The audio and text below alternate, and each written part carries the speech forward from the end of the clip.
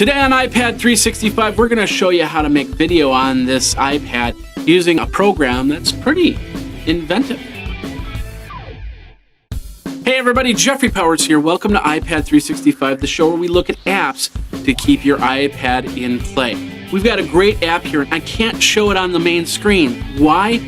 Because what it'll do is it'll actually show only the video as opposed to the whole app, and I can't switch it back and forth. So at any rate, I'll show you some screenshots as we're going.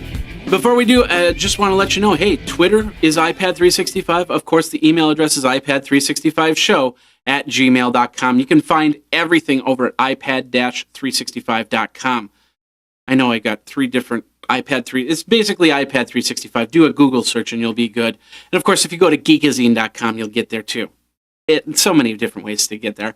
Just get there. But anyway, today we're going to show you a great little application for some of you video takers out there. Now, we've shown you the iMovie, which works really good. I've used it several times, not only on my iPad, but also my new iPhone 5, and I've been really excited about it. This application I've been working with for a little while here. The name of the program is called iENG.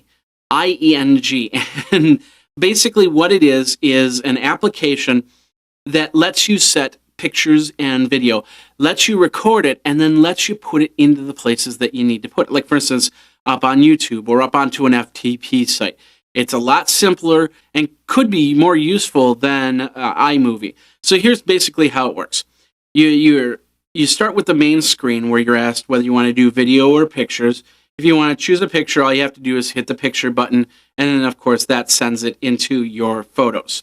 Now you've got several different options. One is to change the focus if you want the focus auto or if you want to lock it. So if you set your focus, you can lock it, and therefore it's not going to go anywhere. So if you move the camera around, or if somebody moves forward, somebody gets into the shot, it's not going to try and refocus on the other person and go back to the first person. So that's kind of cool. Same thing with the exposure and the white balance. There's many a times that I don't want to have the white balance on. Like, for instance, my camera that I'm looking at I set the white balance and leave it. And that way it doesn't try and change white balance. It doesn't try to change exposure. So I have a consistent frame, consistent video. So basically, you can lock those. You can create your video, either video format or photo format, and then send it up to a YouTube, send it up to your FTP servers.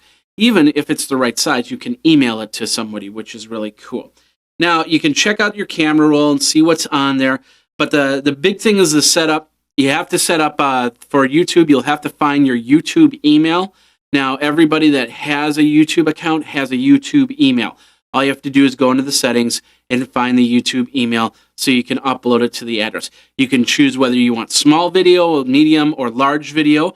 And same thing with the FTP. You put in your FTP credentials, and once it's done creating a video, it will send it up to that server. Like I said, you change the settings. You can go low quality or high quality on this. And then, of course, you can also set up some configurations. Like, for instance, the default email to send to. Like, if you do a quick little 1-second video, you can send them to yourself, or you can send them to a friend or whatever. You can put in a message, and you can put in a subject. So if you are FTPing and then it's sending out to, like, let's say you're emailing it to your Twitter, which you can do, it can then come up with a link and a place to go, and of course your message for this video. And of course, they have a full online support. So if you get stumped or if you get caught anywhere, you can find out. You can get a little bit of help on there. The name of the program is called iENG, iPhone, iPad, and you can get it in the App Store now. And that's today's episode of iPad 365. What'd you think? Did you like that app? Is it going to work for you or not? Let me know. Twitter me at iPad365. Of course, email is iPad365show@gmail.com. Friday, we're going to have a little fun day. We're going to do some bobbleheads.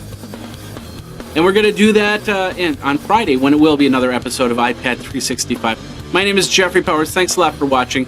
Thanks a lot for listening if you've been listening over on Stitcher, Internet Radio, or iTunes. And as always, geek out.